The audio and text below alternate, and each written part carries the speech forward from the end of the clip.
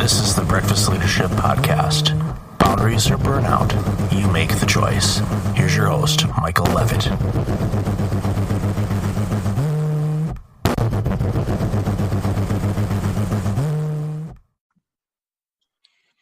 Welcome to the Breakfast Leadership Podcast. It's Michael here, and today I've got Jeremiah Smith. He is the founder and CEO of SimpleTiger, and you're going to learn a lot about that organization right now. So, Jeremiah, welcome to the show. Thank you so much for having me, Michael. I'm happy to be here today. Happy to have you here. So what prompted you to launch SimpleTiger?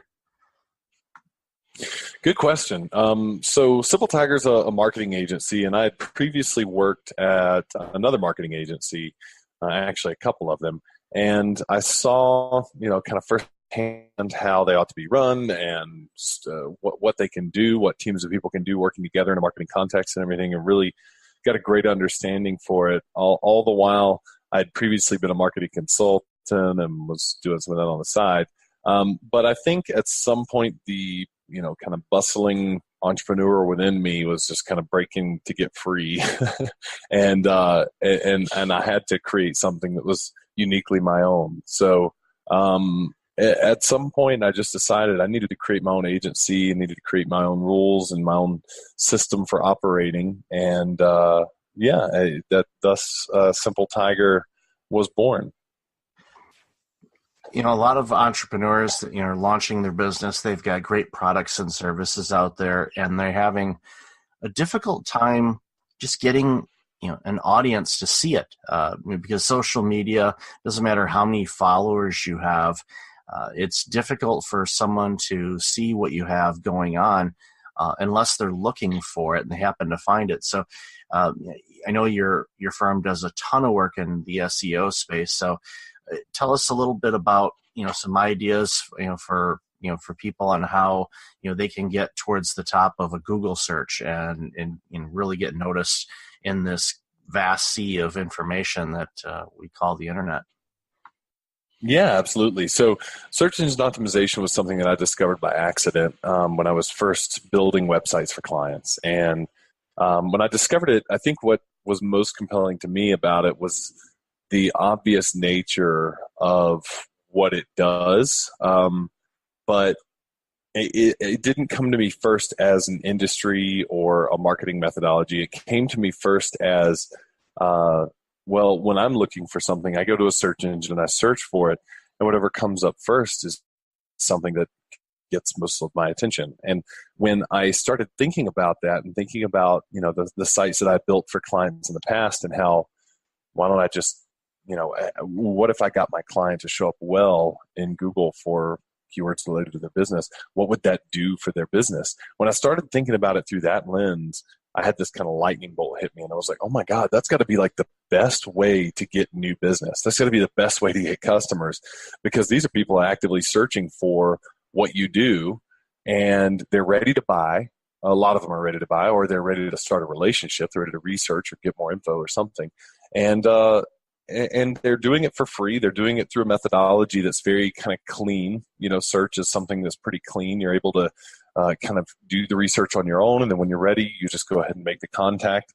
I know that that's how I procure things, as a consumer and as a business trying to find things. I do a lot through search. And so it just became very obvious to me that this had to be a strong marketing channel. And so when I started looking into how to get my client's website in Google and everything, I didn't even know that it was called anything like that it even had a name, right? And then when I discovered there's a thing called search engine optimization, and this is a whole industry, I felt like an idiot. I was like, how did I not know about this? How did I not know this whole thing existed? This is what I want to do. This is where I want to put all my eggs. And so I started studying search engine optimization on my own and practicing it on the client website that I built, and got to see firsthand the results of doing that.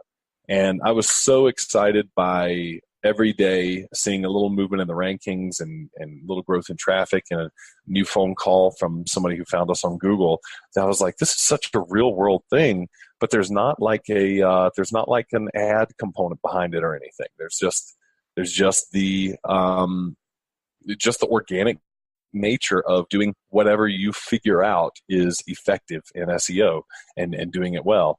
And so, so I started studying that, and that was really how I kind of figured out what it takes to do well in SEO, was practicing on this client's website.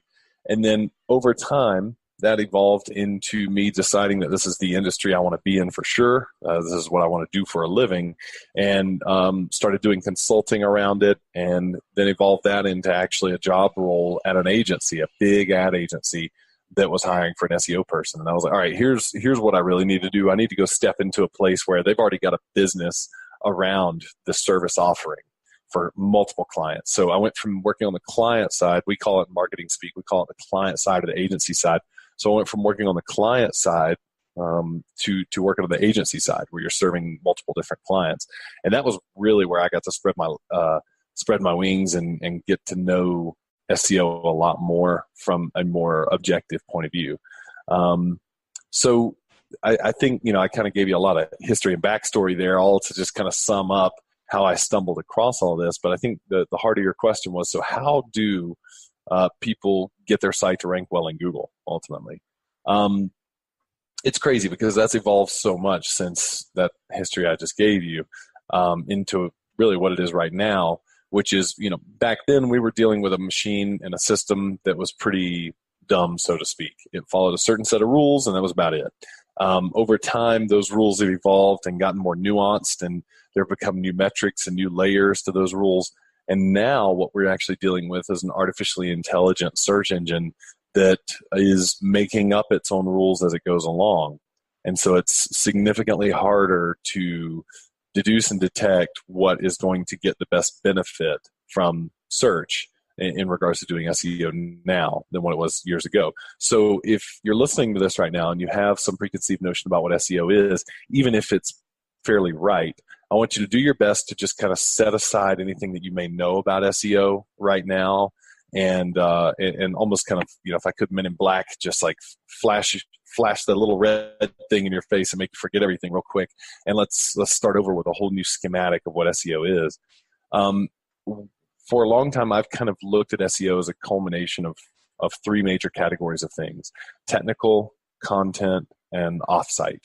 So technical is the structure of your website, how it's technically built. Content is the text, images, audio, video on your website. So the stuff that people are actually looking for when they're searching. That's the content. And then offsite is a bunch of stuff that happens outside of your website that impacts the way your site actually ranks in Google specifically. And what that means really is what that comes down to is links. Links for most sites are a highly kind of influencing ranking factor. Nowadays, what we're actually seeing with this artificially intelligent engine is a mixture of those three things happening all the time, as well as something else that's fairly recent, that's very powerful happening as well, which is user engagement metrics. And this is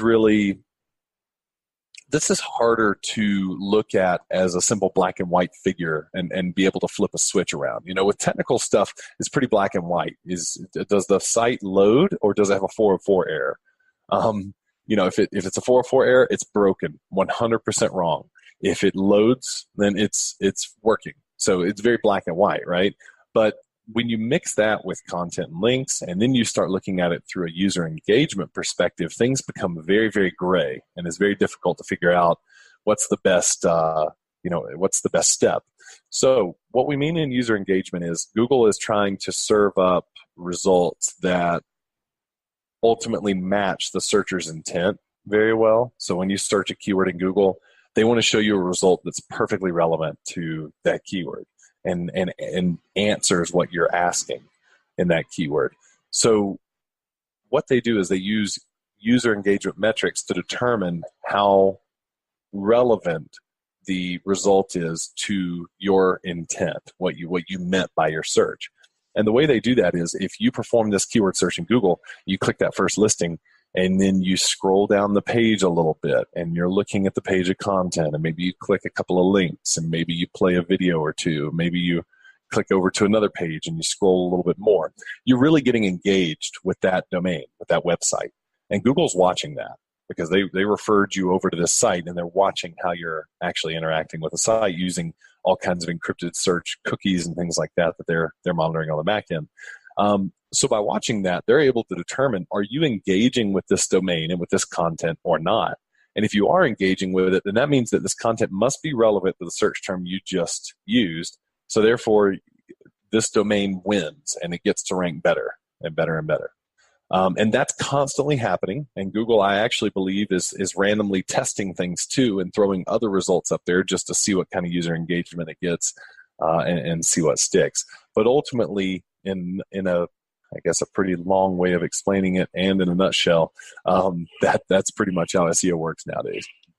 Yeah, it's definitely evolved over time, and like you said, the last example, and just when people engaging in websites and clicking on a few links, and it's got to be a kind of a slippery slope in a way, because with our ever shortening attention spans, the likelihood, if we're looking for something on a website, if we've got to click in, 2 or 3 different links to get to it, we may give up, or we may just say, well, no, I guess I'm not going to find it here. I'm going to look somewhere else. So a lot of it, it goes back and forth to when people say, well, you want to make sure that the information that people are looking for the most is easily found on your site, but you also want to drive traffic to and get those SEO numbers up. So when people do Google you, it pops up a lot sooner. Exactly right. And I mean, you can see how, you mentioned something interesting there to me, which gets into the psychology of the human race right now, which is that we have shorter attention spans and we're wanting more information now or less information now, just the right information now, and faster and better and all that. And we're more likely to click multiple listings very fast to find the answer that we're looking for than we are to just deeply engage with one listing at a time, like we used to do years ago. So, I think what is kind of brilliant about how Google is operating right now is that, when Sundar Pichai came in, I think he saw that the future for Google would have to rely on artificial intelligence, because humans are evolving and their consumption of the information and the type of information and the production of information is moving so fast and changing and evolving so quickly that our ability to just engineer a system to keep up with it is not good enough. We're going to have something that's going to grow quickly automatically. And so I think that's where the artificially intelligent search engine comes into play as a benefit to us. But also brings about the struggle of predicting what it is that goes into causing a result to rank well in Google. Before, if it was a rules-based system and we stumbled across a rule and then we announced that rule to the world, now everyone could go break that rule or follow that rule and get respective results in Google. Well, now with the rules being much more independent and almost on a case-by-case basis, so to speak, you pretty much have to test things now, and you've got to be more creative, more strategic to get good results, And so what we're doing a kind of a combination of things. I think really good SEO agencies are doing a lot of A/B testing. So we're testing this versus that and seeing what works best, because we've seen some crazy stuff, like something that was a good best practice to implement in regards to SEO. We'll do that on one page. We'll call that page A on a domain. And then on a separate domain, we'll do the same thing on domain B over here. But suddenly we get 2 different results. On domain A, they ranked better. On domain B, they ranked worse after doing the same thing. And so in the old world of SEO, that was not the case. If you did everything right, every domain ranked well. But in the new world, it's kind of like it depends on the site itself. So a lot of A/B testing goes into it to see what Google likes for your domain and what they want to see. So that's one part of it. And then another part of it is just being very creative and strategic about what you do. So if you know that you're ultimately writing content for a reader and that, of course, you want to match the searcher's intent, then you're going to produce a piece of content that does its best to kind of walk someone through everything they're going to need to know in a very genuine and authentic fashion about whatever it is that you're writing about. And then if that works and the users respond accordingly, like really well to that content, then you're going to get rewarded with good rankings. And so that's kind of the tact that we started taking. You know, the A/B testing thing is still kind of a hacky way of working your way up through the rankings. And I like playing with it and I like working with it. But I find that just being very creative and strategic is oftentimes the best approach. Yeah, I think one of the things that, I've noticed, in just everything that you do on your website and things like that is, yes, you can focus on, you obviously want to get the rankings, you want to be known, you want to be seen, and you have a product or service that you want your right audience to find. But ultimately it boils down to, focus on making sure your content is good first, and what you're talking about. And then, I'm guessing, and obviously if you disagree, let me know. But then once you have, the content, at least what you want to share, that's when you can start implementing some SEO techniques and, changing around some keywords that tend to trend well based on whatever genre the website happens to fall under. And then you've got good content, you've got good SEO. I mean, you're stacking the odds in your favor when you do that. Exactly. Yeah, I think I like how you use the term stacking the odds in your favor, because that means that you're really using a culmination of a bunch of different things instead of just one attempt at a silver bullet or like a home run. That works best. I found that SEO works best as a system. They call it optimization because we're optimizing everything. We're not just, for a long time people think of SEO and they think technical.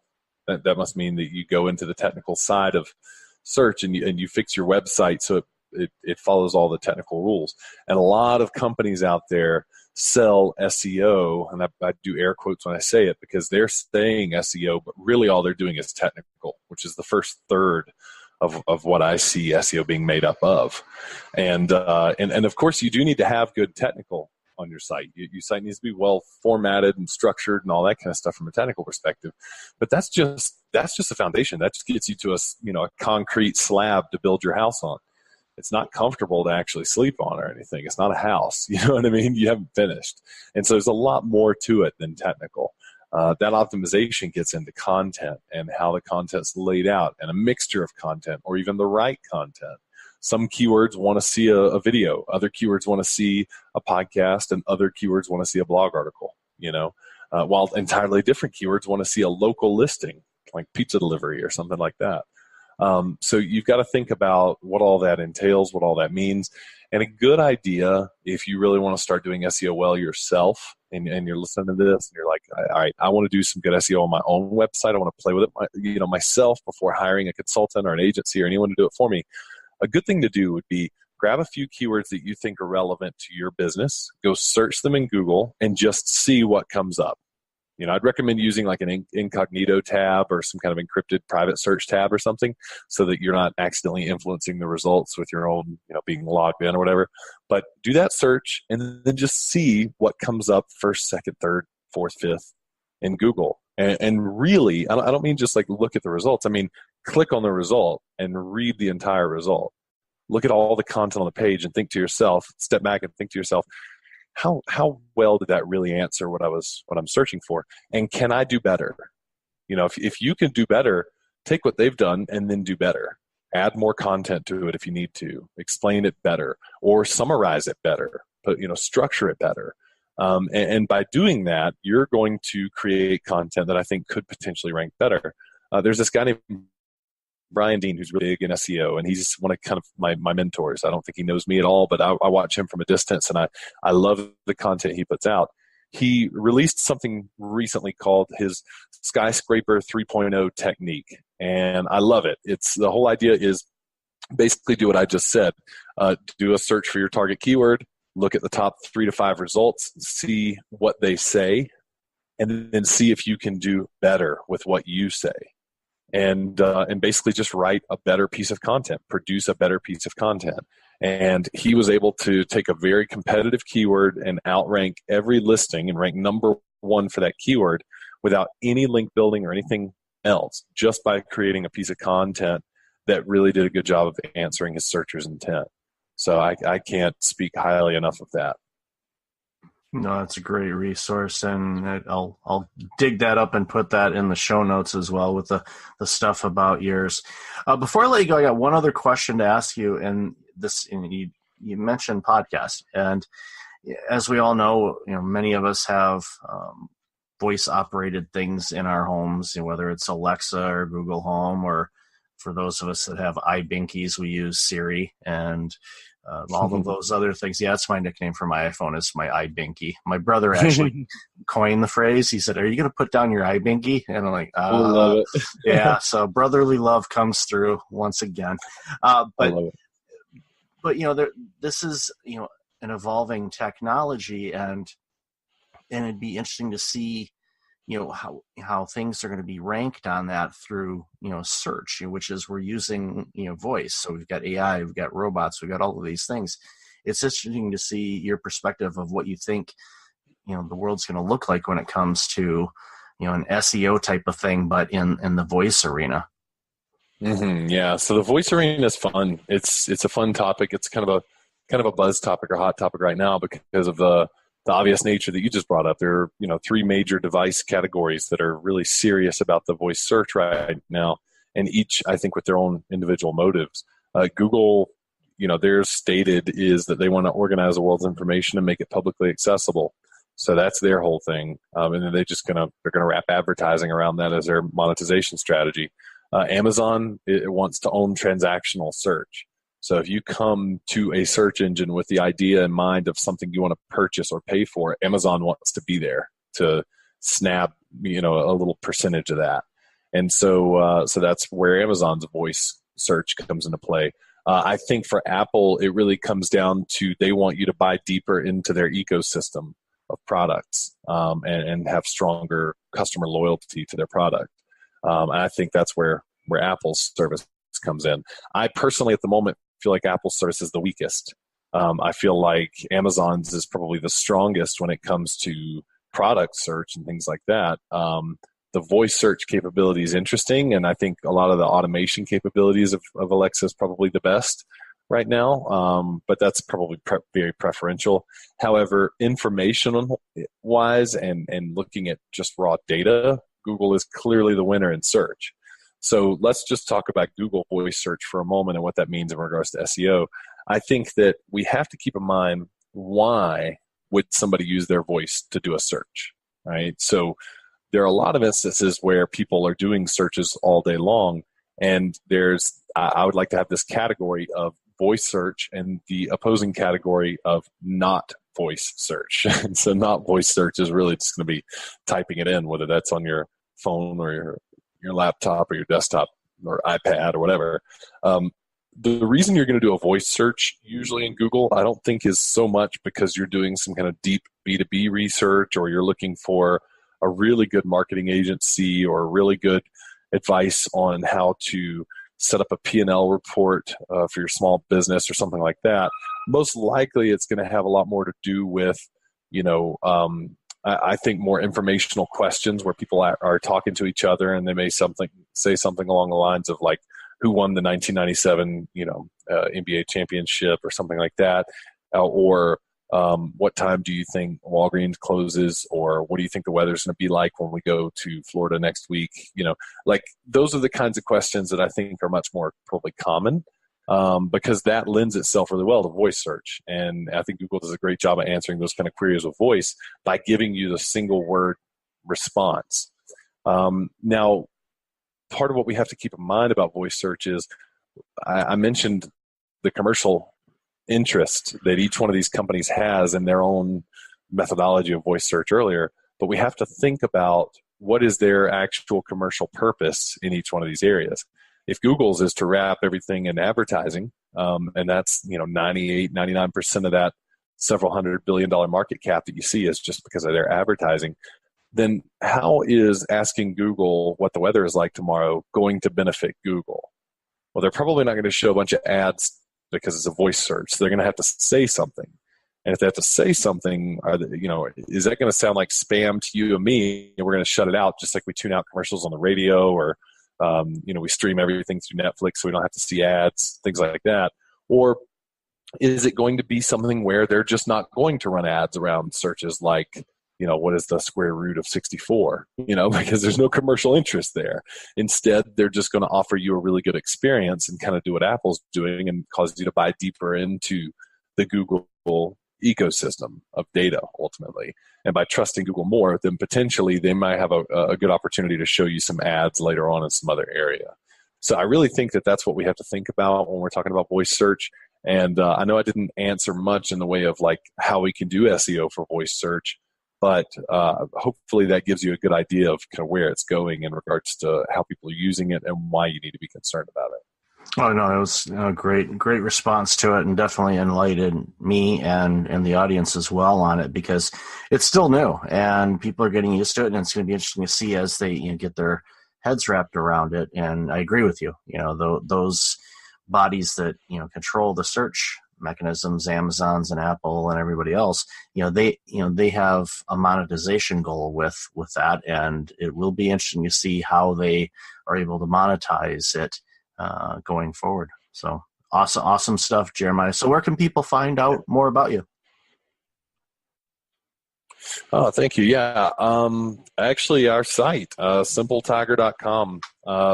So I do a lot of speaking engagements, a lot of teaching, and on our blog, you can find a lot of content that our team puts out. I'm not a great writer, so I don't write a lot of blog articles. I way much rather talking and speaking like this to people like yourself and your audience. I get a lot more joy out of doing that. So you can find some podcasts on there too, some interviews I've done.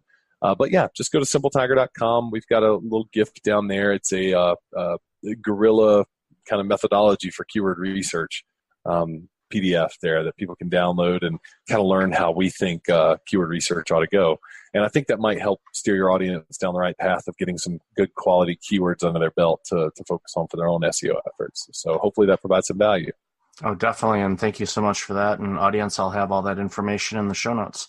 Jeremiah, thank you so much for being on the show today. I really appreciate you and the awesome work you guys are doing at SimpleTiger, and safe travels back to the States, because I know you're in a foreign land as we're recording this. So I appreciate you taking the time to chat with me, and appreciate all the work you're doing.